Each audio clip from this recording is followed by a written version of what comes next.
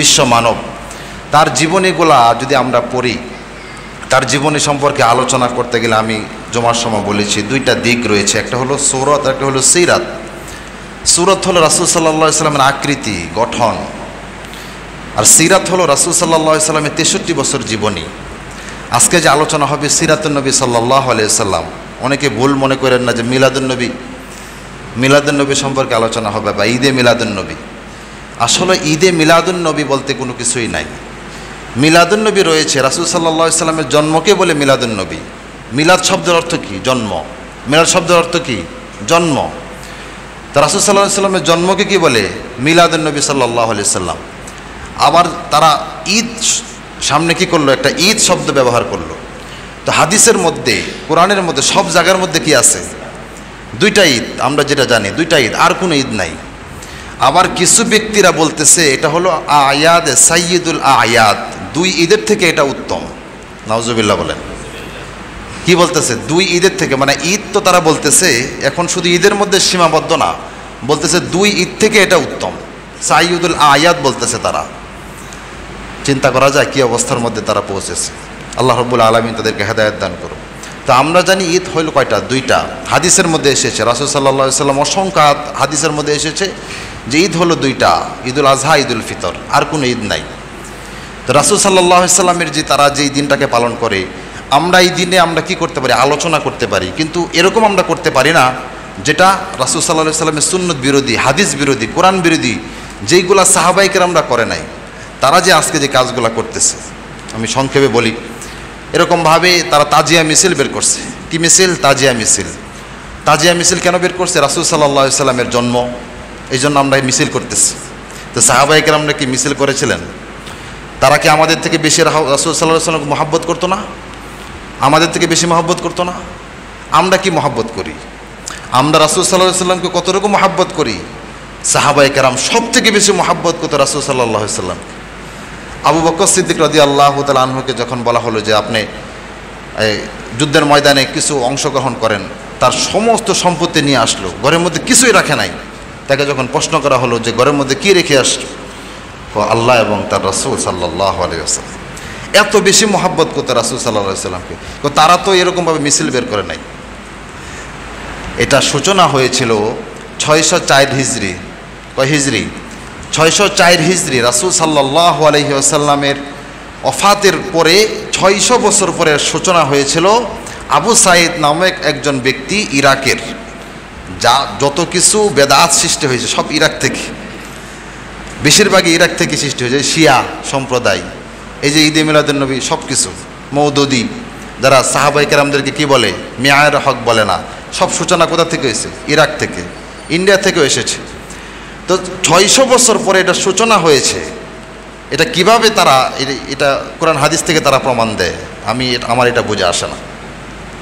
তাহলে আমরা এই দিনটাকে আমরা কিভাবে মানব? সিরাতুন নবী সাল্লাল্লাহু আলাইহি ওয়াসাল্লাম জন্ম নিয়ে আলোচনা না করে জীবন ব্যবস্থা নিয়ে আলোচনা করি। 63 বছর জীবন কেমন ছিল? আমি যদি 63 বছর জীবন নিয়ে আলোচনা করি সংক্ষেপে, তাহলে রাসূল সাল্লাল্লাহু আলাইহি ওয়াসাল্লামের নবুয়তের আগে ছিল 40 বছর। নবুয়তের আগে কত বছর? 40 বছর। নবুয়তের পরে মক্কার মধ্যে ছিল 13 বছর। কত বছর? 13 বছর। এরপরে মক্কা থেকে কোথায় হিজরত করলো? মদিনার মধ্যে, সেখানে 10 বছর। এই হলো 63 বছর। 40, 13, 10। তো তিনটা ভাগে আমি ভাগ করলাম। রাসূল সাল্লাল্লাহু আলাইহি সাল্লাম যখন নবুয়ত লাভ করেন নাই, তখন সবার কাছে সবথেকে প্রিয় ব্যক্তি ছিল। কি ছিল? সবথেকে প্রিয় ব্যক্তি আল আমিন। সবাই তাকে মহব্বত করতো, ভালোবাসতো। 40 বছর পর্যন্ত সবাই তাকে কী করছে? মহব্বত করছে, ভালোবাসছে। এমন মহব্বত করেছে যে তাকে আল আমিন বলা হয়েছে। তার কাছে গনিমতের মাল রাখা হইতো, সম্পদ রাখা হইতো। কিন্তু যখন নবুয়ত লাভের পরে আল্লাহ রাব্বুল আলামিনের পক্ষ থেকে যখন নবুয়ত তিনি লাভ করলেন, নবুয়তের পরে যখন ইসলামের দাওয়াত দিতে গেলেন, তখনই সমগ্র কাফেররা তাকে কি বলল? দুশ্মন বলল, তাকে মাজনুন বলল, তাকে পাগল বলল। তার পিছনে এরকমভাবে ফিতনা সৃষ্টি করে দিল। কত বছর পরে? 40 বছর পরে। এর আগে কিন্তু সবাই তাকে মহব্বত করত। আর এর কারণ হলো যে মক্কার যে সমস্ত কুরাইশরা ছিল, কাফেররা ছিল, তারা লাত উজ্জা মূর্তি পূজা করত। যখন তাদের উপাসনার জন্য উপাসনার আঘাত আনলো যে তুমি কোন খোদা নিয়ে আসলা, আমরা যে খোদার অনুসরণ করতাম তুমি কোন খোদা নিয়ে আসলা, তখনই তাদের বিবেকের মধ্যে আঘাত করেছে যে এই ব্যক্তি কি হতে পারে না, নবী হতে পারে না, সে মিথ্যা, সে পাগল, সে মাজনুন।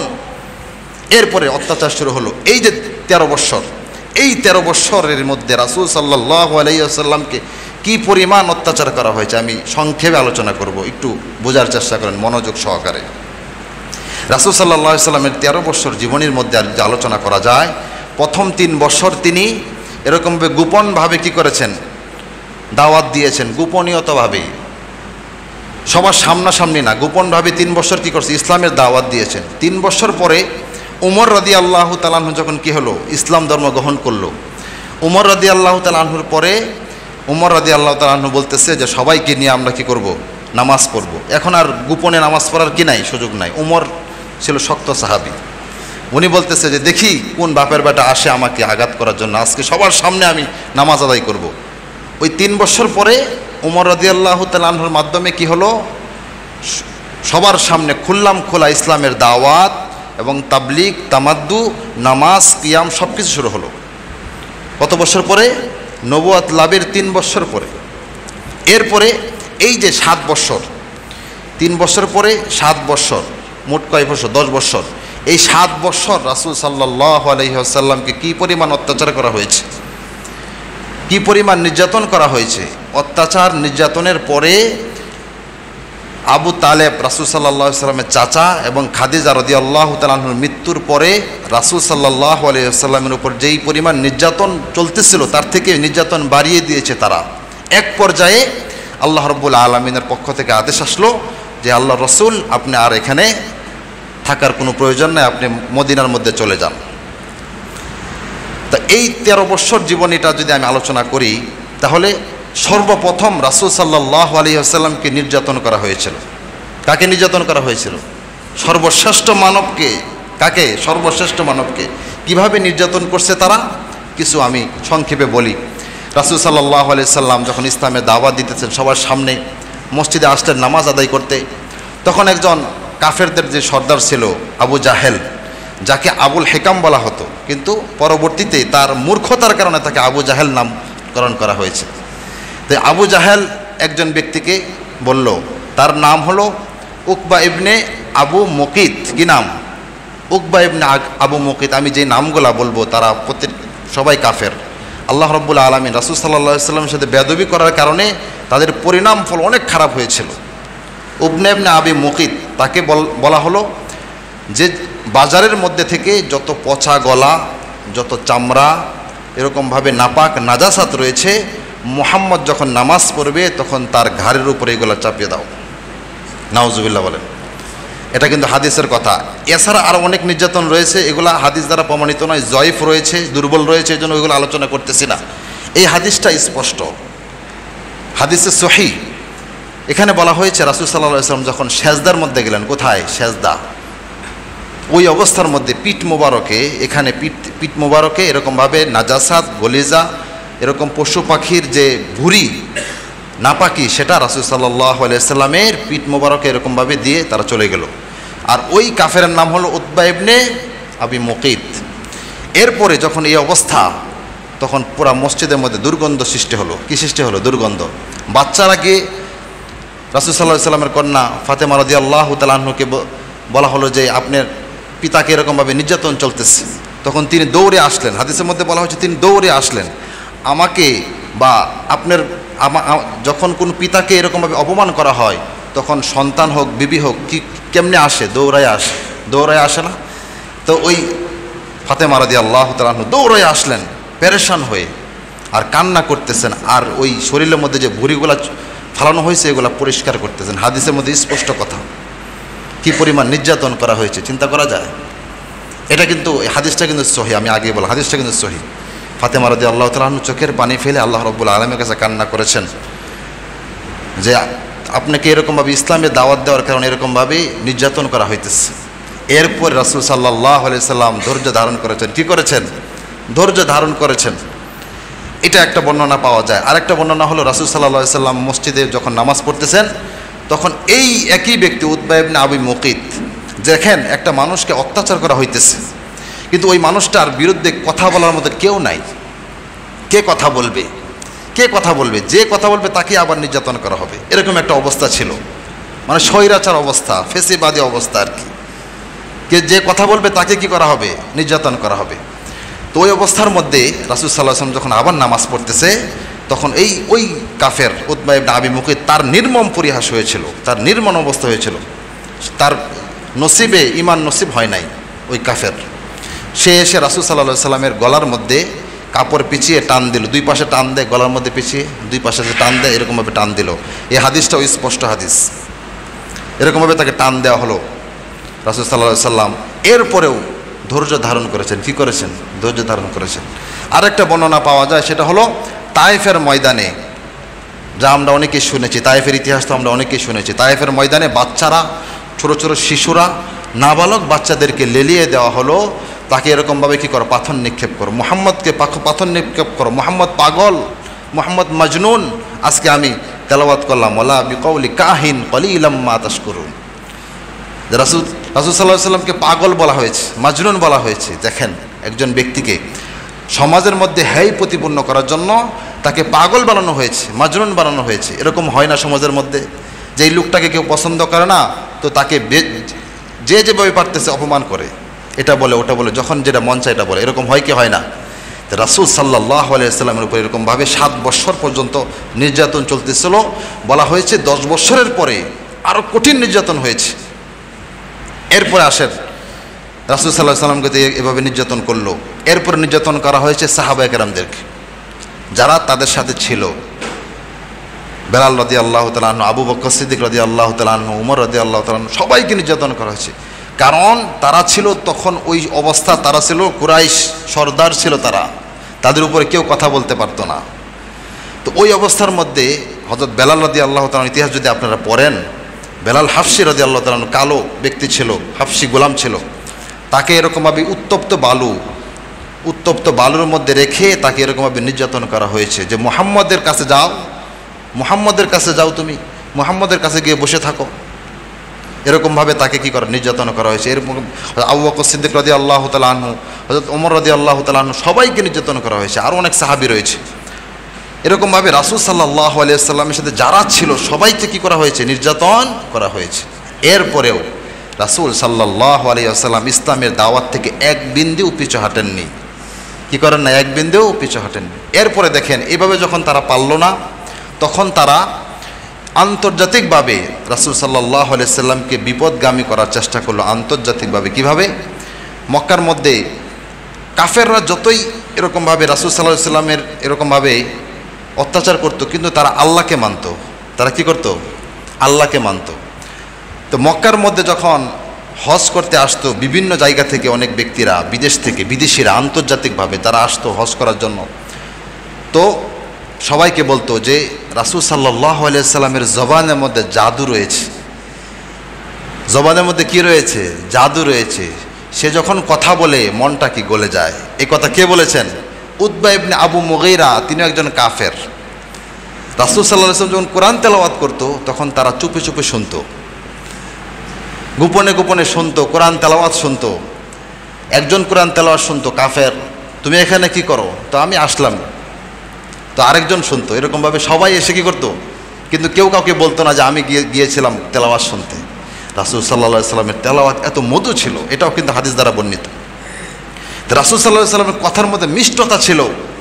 তখন কাফেররা এরকমভাবে সংকোচবোধ করলো যে রাসূল সাল্লাল্লাহু আলাইহি ওয়াসাল্লাম এরকমভাবে আন্তর্জাতিকভাবে যখন তারা আসবে, রাসূল সাল্লাল্লাহু আলাইহি ওয়াসাল্লাম ইসলামের দাওয়াত দিবে, তাদেরকে বুঝিয়ে ফেলবে, এখন কি করা যায়, এখন কি করা যায়। তখন তারা আবার একটা ফোন দিয়ে আটলো যে রাসূল সাল্লাল্লাহু আলাইহি ওয়াসাল্লামকে পাগল বলে যখন কেউ আসবে বাহির থেকে, তখন আমরা বলবো যে অমুক ব্যক্তি পাগল, তার কথা তোমরা কি করেও না, শুনেও না। যখন আন্তর্জাতিকভাবে তারা আসলো, তখন তাদেরকে বলা হলো যে এ পাগল, ওয়ালা বিকাউলি কাহিন কলিলাম মা তাযাক্কারুন, সে মাজনুন, সে পাগল, তার কথা শুনেও না। এখন দেখেন কি কাহিনী হলো। এই যে আন্তর্জাতিকভাবে তারা আসলো, এখন যদি কেউ বলে যে ওই ব্যক্তি পাগল, তখন কিন্তু উৎসাহ জাগে যে পাগলের কাছে যাই, দিয়ে কি বলে, উৎসাহ জাগে কিনা? নেগেটিভটা কই নিষেধ কেন করলো? এর একটা কারণ রয়েছে, যে দেখি কি পাগলামি করে। তখন এই সমস্ত আন্তর্জাতিকভাবে ব্যক্তিরা পাগলকে দেখার জন্য, নাউজুবিল্লাহ বলে, রাসূল সাল্লাল্লাহু আলাইহি ওয়াসাল্লামকে দেখার জন্য সেখানে গেল। দেখি পাগলে কি বলে। রাসূল সাল্লাল্লাহু আলাইহি ওয়াসাল্লাম কাছে যখন গেল, তার চেহারা দেখে তারা বলল, এ তো দেখে পাগল মনে হয় না, একে তো দেখে পাগল মনে হয় না, এত সুন্দর চেহারা, নুরানি চেহারা, দেখে পাগল মনে হয় না। তখন আরও কাছে গেল তারা।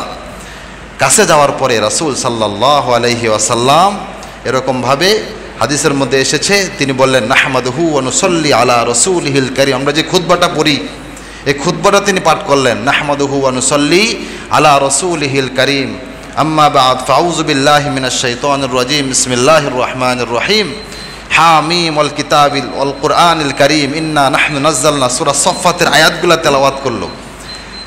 এই তেলাওয়াত শোনার পরে এই যে আন্তর্জাতিকভাবে যারা আসলো পাগল দেখার জন্য, তারা এরকমভাবে পাগল পারা হয়ে গেল। সুবহানাল্লাহ বলেন। তাদের দিলগুলা নরম হয়ে গেল। তারা বলতেছে যে তোমরা তাকে পাগল বলতেছো, আমার তো মনে হয় না সে পাগল, সে যে কথা বলতেছে আমার দিলের মধ্যে আঘাত করতেছে। সুবহানাল্লাহ। তার জবানের এত নুরানি ছিল, সবাই ভয় পাইতো যে তার কাছে যদি কেউ যায় তাহলে তার কথার মধ্যে পড়ে সে কি তাকে সে পটিয়ে নেবে, এরকম তারা ভয় পাইতো সবাই। তো রাসূল সাল্লাল্লাহু আলাইহি ওয়াসাল্লামের কাছে কাউকে যাইতে দিত না, এই কারণে যে তার কাছে গেলেই সমস্যা। তো ওই অবস্থার মধ্যে এই যে আন্তর্জাতিকভাবে যে সমস্ত ব্যক্তিরা এখানে আসলো, সবাইকে যখন এরকমভাবে রাসূল সাল্লাল্লাহু আলাইহি ওয়াসাল্লাম ইসলামের তখন আরও সুযোগ হলো, তারা যখন শুনতেছে তখন রাসূল সাল্লাল্লাহু আলাইহি ওয়াসাল্লাম আরও সহজ হলো, তিনি সহজভাবে তাদেরকে ইসলামের দাওয়াত দিলেন। কি করলেন? তাদেরকে ইসলামের দাওয়াত দিলেন। বলা হয়েছে সূরা হামিমের 1 পৃষ্ঠা 2 পৃষ্ঠা পর্যন্ত এরকমভাবে তিনি তেলাওয়াত করেছেন এবং এটার বর্ণনা করেছেন। সুবহানাল্লাহ। এরপরে এই সমস্ত ব্যক্তিদের দিল নরম হয়ে গেল, সবাই বলল লা ইলাহা ইল্লাল্লাহ মুহাম্মাদুর রাসূলুল্লাহ, কালিমা পড়ে মুসলমান হয়ে গেল। সুবহানাল্লাহ। দেখেন আল্লাহ রাব্বুল আলামিনের হুকুম, এটা কার হুকুম? আল্লাহ রাব্বুল কি বানাইছে? পাগল বানাইছে। কি হয়ে গেল? এরপরে তো কাফেররা আরো, তো আমরা যে যা চাইলাম তার বিপরীত হলো। তখন একজন ব্যক্তিকে আবার তারা নির্ধারণ করলো, তার নাম হলো উকবা ইবনে আবি মুগীরা, একটু বৃদ্ধ টাইপের ব্যক্তি ছিল। তাকে পাঠানো হলো রাসূল সাল্লাল্লাহু আলাইহি সাল্লামকে। তাকে তো কোনোভাবেই আটকানো যাইতেছে না, আমরা এত চেষ্টা করতেছি, এত মেহনত করতেছি, কোনোভাবেই কি করা যাইতেছে না, আটকানো যাইতেছে না, এখন কি করা যায়?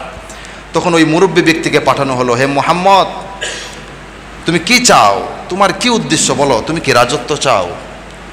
তুমি কি ধন সম্পদ চাও? তুমি কি নারী চাও? তুমি কি বাড়ি চাও? কি চাও? মানুষ তো এগুলা করে অনেক সময় টাকার জন্য, সম্পত্তির জন্য। তুমি কি চাও বলো? তখন রাসূল সাল্লাল্লাহু আলাইহি ওয়াসাল্লাম বলল যে আমি কিছুই চাই না, আমি শুধু তোমাদের কাছে ইসলামের দাওয়াত দিব। আমাকে প্রেরণ করা হয়েছে তোমাদেরকে ইসলামের দাওয়াত দেওয়ার জন্য, হক কথা বলার জন্য আমাকে প্রেরণ করা হয়েছে। তিনি এই কথাগুলো বলেছেন। আর ওই ব্যক্তি এরকম যেই তার কাছে যেত, তার দিলগুলা কি হয়ে যেত? নরম হয়ে যেত। সে আসলো, আসার পরে উতবা ইবনে মুগীরা আসলো, বলতেছে যে চাচা, কাজ তো হইল না। কি হইল না? কাজ হইল না। কত পাগলের কাছে গেলাম, কাজ হইল না। এই কথা আরেকজন বলতেছে। তো উনি বলল, উতবা ইবনে মুগীরা বলল, তুমি যে তাকে পাগল বলতেছো, তাকে দেখে তো পাগল মনে হয় না আমার। কি মনে হয় না? তাকে দেখে তো আমার পাগল মনে হয় না। আমি তার সাথে কথা বলেছি, তার চেহারা এত নুরানি, তার আখলাক এত সুন্দর, এত ব্যবহার, আল্লাহু আকবার, এত সুন্দর, এত আখলাক ব্যবহার। রাসূল সাল্লাল্লাহু আলাইহি ওয়াসাল্লাম সব থেকে উত্তম আখলাকের অধিকারী ছিলেন তিনি। ওয়া ইন্নাকা লাআলা খুলুকিন আযীম, এত আখলাক, এত সুন্দর চরিত্র, তাকে দেখে তো কি মনে হয় না, আমার পাগল মনে হয় না, তার কাছে থাকলে আমার ভালো লাগে। কি বলেছেন উতবা ইবনে মুগীরা? কি বলেছেন? উতবা ইবনে মুগীরা পরবর্তীতে মুসলমান হয়েছিলেন। সুবহানাল্লাহ বলেন। তখন হন নাই, পরবর্তীতে হয়েছেন। দেখেন ওখানে যাওয়ার পরে মেডিসিন যখন পাইছে, একটু সময় লাগছে। কি লাগছে? আল্লাহ রাব্বুল আলামিনের এটা, আল্লাহ রাব্বুল আলামিন এটা কুদরত।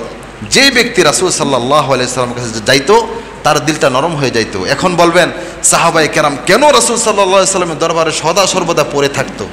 হযরত আবু হুরায়রা রাদিয়াল্লাহু তাআলা আনহু সবথেকে বেশি হাদিস বর্ণনা করেছেন। হযরত আবু হুরায়রা সারাদিন রাসূল সাল্লাল্লাহু আলাইহি ওয়াসাল্লামের দরবারে পড়ে থাকতো, এই জন্য তিনি সবথেকে বেশি হাদিস তিনি বর্ণনা করেছেন।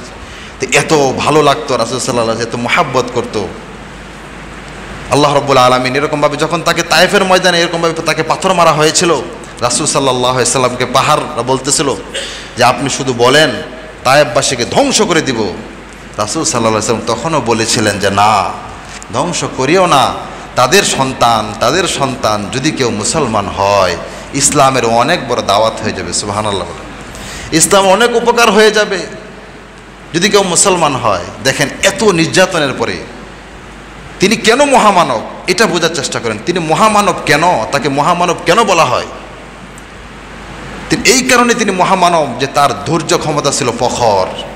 এত নির্যাতনের পরে তিনি কি বলেছেন যে না, তাদেরকে হত্যা করিও না, তাদেরকে মারিও না, তাদের সন্তান কেউ না কেউ একদিন বুঝবে আমি যে মেহনত করেছি, আমি যে কষ্ট করেছি, আর ফল একদিন না একদিন আসবে ইনশাআল্লাহ। তার একটা কি ছিল?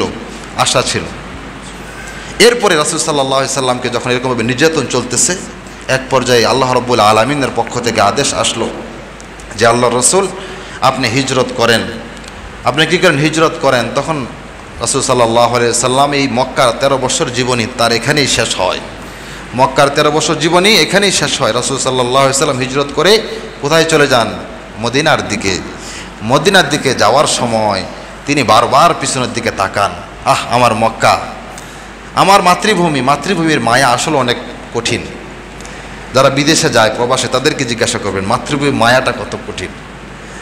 তারা এরকমভাবে একটা ফটোর সিনারি যদি দেখে গ্রামের, তার মাতৃভূমির, তখন তাদের ভিতরে এরকমভাবে কেঁপে ওঠে। আমি জিজ্ঞাসা করেছি অনেককে, মাতৃভূমির মায়া আসলে অনেক মায়া। এই মাতৃভূমি ত্যাগ করে রাসূল সাল্লাল্লাহু আলাইহি ওয়াসাল্লাম কোথায় গেলেন? মদিনায়। কোথায় গেলেন? মদিনা। এটা কিসের জন্য ভাই বলেন? এই উদ্দেশ্যগুলা কেন, এত কষ্ট কেন করেছেন? ইসলামের জন্য। আজকে আমরা ইসলামটা এত সহজে পেয়ে ফেলেছি, আমাদের কাছে এসে চলে আসছে। এটার যে সূচনাটা, এটার ইতিহাসটা এই রাসূল সাল্লাল্লাহু আলাইহি ওয়াসাল্লাম থেকে শুরু হয়েছে। কিভাবে ইসলামটা আসলো আমাদের কাছে, কি পরিমাণ নির্যাতন, কি পরিমাণ অত্যাচার। যদি তখন তারা দমে যাইতো, সাহাবায়ে কেরামরা দমে যাইতো, ইসলাম এখানেই শেষ হয়ে যাইত। ইসলাম এখানেই শেষ হয়ে ক্ষান্ত হয়ে যাইত। সাহাবায়ে কেরাম ইতিহাস যদি এরকম হয় যে তারা এরকমভাবে ঘোড়াকে বলতেছে যে যাও, চলো ইসলামের দাওয়াত দেই, ইসলামকে পুরা বিশ্বের মধ্যে ছড়িয়ে দেয়। আজকে 200 কোটি মুসলমান এই পৃথিবীর জমিনে। কত মুসলমান? 200 কোটি মুসলমান। আজকে তাদের কারণে, তাদের মেহনতের কারণে, তাদের ইসলামের কারণে, তাদের দাওয়াতের কারণে, রাসূল সাল্লাল্লাহু আলাইহি ওয়াসাল্লাম আত্মত্যাগের কারণে রাসূল সাল্লাল্লাহু আলাইহি ওয়াসাল্লাম যে বলেছেন যে তায়েফবাসীকে তুমি কি করিও না, মারিও না, তাদেরকে হত্যা করিও না, তাদের থেকে কি সন্তান জন্মগ্রহণ করবে, তারা ইসলাম বুঝবে। পরবর্তীতে তায়েফবাসী ইসলাম বুঝেছে। তায়েফবাসী এখনও চোখের পানি ফেলে কান্না করে, আমরা কি করলাম, কাকে আমরা কি আঘাত করলাম। তারা ইসলাম সত্যি, তাদের কাছে ইসলাম পৌঁছেছে। এরকমভাবে ইসলামের দাওয়াত আল্লাহ রাব্বুল আলামিন সমগ্র বিশ্ব ছড়িয়ে দিয়েছেন। কাদের মাধ্যমে? এই সাহাবায়ে কেরামদের মাধ্যমে, তাদের মাধ্যমে, তাদের আত্মত্যাগের মাধ্যমে, তাদের রক্তের বিনিময়ে ইসলাম আমাদের কাছে এসেছে। সহজে আসে নাই। আমরা কিন্তু ইসলামকে এত মূল্যায়ন করি না। যখন আল-ইয়াউমা আকমালতু লাকুম দীনাকুম, যখন এরকমভাবে দিনকে পরিপূর্ণ করে দেওয়া হলো, বিদায় হজের ভাষণের সময় তিনি মদিনার মধ্যে 10 বছর থাকার পরে আবার যখন আসলেন, এর মধ্যে অনেক যুদ্ধ হয়েছে। এখন একটা প্রশ্ন আসতে পারে যে রাসূল সাল্লাল্লাহু আলাইহি সাল্লাম কেন যুদ্ধ করলেন? রাসূল সাল্লাল্লাহু আলাইহি সাল্লাম কেন এরকমভাবে অন্যায়ভাবে আঘাত করলেন, হত্যা করলেন? অনেক কাফের মুশরিকরা কিন্তু এই প্রশ্নটা করে যে কোরআনের মধ্যে কেন যুদ্ধের বিধান রয়েছে, কেন কাতিলুহুম ইউআযিবুহুম, এরকমভাবে যুদ্ধের বিধান রয়েছে। রাসূল সাল্লাল্লাহু আলাইহি সাল্লামকে কী পরিমাণ অত্যাচার করার পরে তখন এই মক্কাকে বিজয় করার জন্য যুদ্ধের ঘোষণা আল্লাহ রাব্বুল আলামিনের পক্ষ থেকে এসেছে। আল্লাহ রাব্বুল আলামিনের পক্ষ থেকে কিন্তু এসেছে যুদ্ধের ঘোষণা। তো কতগুলা যুদ্ধ সংগঠিত হয়েছে, এগুলা সব মদিনার মধ্যে থাকা অবস্থায় 10 বছরে যুদ্ধগুলা সংগঠিত হয়েছিল। এরপরে এই যুদ্ধের বিনিময়ে কিন্তু মক্কা বিজয় হয়েছে। যুদ্ধের বিনিময়ে কি হয়েছে? মক্কা বিজয় হয়েছে। এই জন্য আমাদের দাওয়াতের সাথে সাথে জিহাদ ফি সাবিলিল্লাহর কথাও বলতে হবে, এটা ভুলে গেলে হবে না। আমরা দাওয়াত, রাসূল সাল্লাল্লাহু আলাইহি ওয়াসাল্লাম সর্বপ্রথম দাওয়াত দিয়েছেন, এরপরে জিহাদ ফি সাবিলিল্লাহ করেছেন, এরপরে ইসলাম আমাদের কাছে এসেছে। তা সহজে আসে নাই। তো রাসূল সাল্লাল্লাহু আলাইহি ওয়াসাল্লাম যখন এরকমভাবে 10 বছর মদিনা থাকার পরে যখন মক্কার মধ্যে আসলেন, মক্কার মধ্যে আসার পরে মক্কার মধ্যে এরকমভাবে আবু সুফিয়ান সহ কত কাফের মুশরিকদেরকে রাসূল সাল্লাল্লাহু আলাইহি ওয়াসাল্লাম মাফ করে দিয়েছেন। সুবহানাল্লাহ। সবাইকে সাধারণ ক্ষমা ঘোষণা, সবাইকে মাফ করে দিয়েছেন। আর তারা এই উদারতা দেখে ইসলাম ধর্ম গ্রহণ করেছেন। এরপরে পারস্য, রোম সহ বিভিন্ন জায়গার মধ্যে ইসলাম ছড়িয়ে গেছে। বিভিন্ন জায়গার মধ্যে কি ইসলাম ছড়িয়ে গেছে।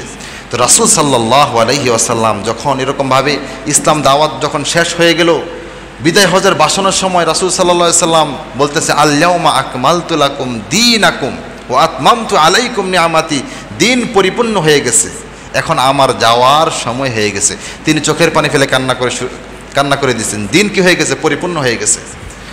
দিন পরিপূর্ণ হয়ে গেছে, এখন আমি চলে যাব, আমি আর থাকবো না, আমার যাওয়ার সময় হয়ে গেছে।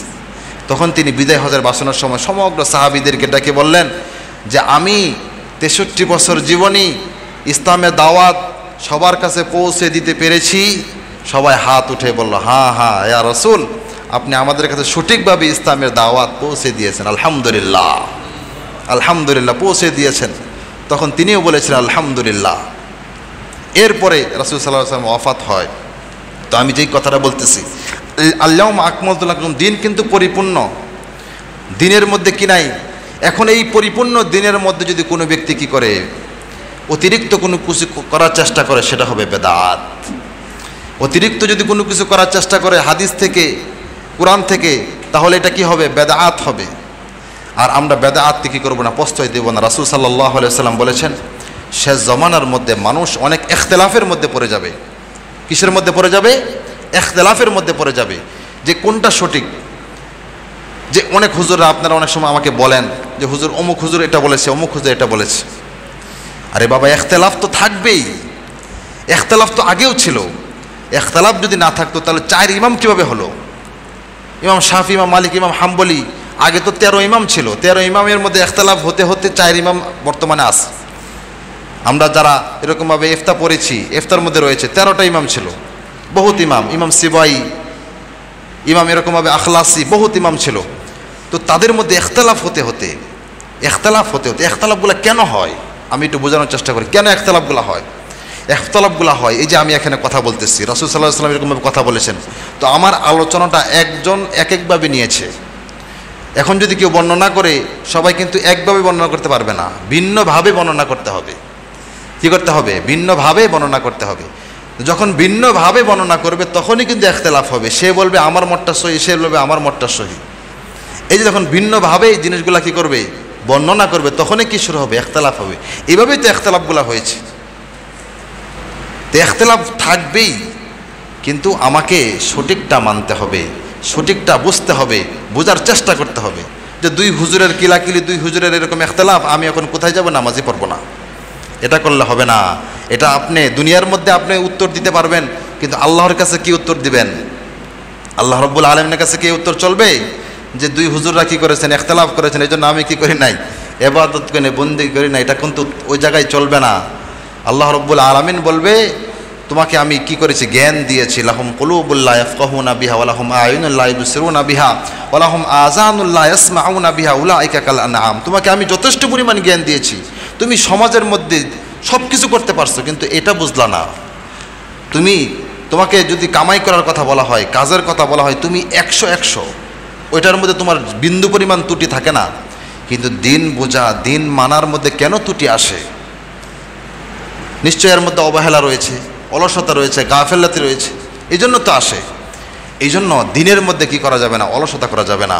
জিনিসটা বুঝে আসতেছে না, দুইজন ইখতিলাফ করতেছে, তা আমি কি করব? হক্কানি আলেমের কাছে যাব, আমি কিতাবাদি পড়ব।